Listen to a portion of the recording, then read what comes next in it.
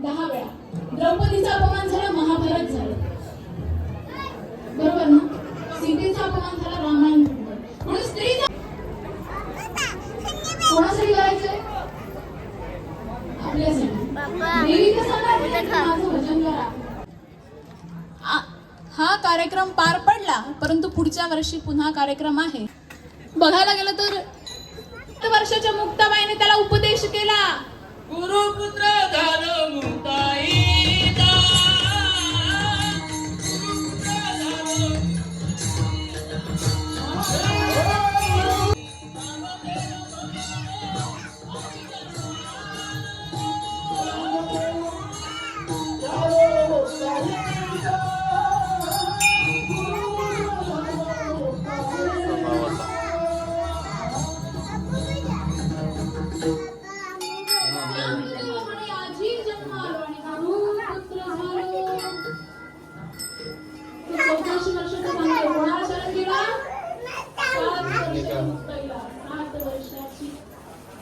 मुक्ताई काय सांगते? ब्रह्मदिसे केला, ज्यानं परमार्थ केला त्यालाच तो समजेल, इतरांना समजणार.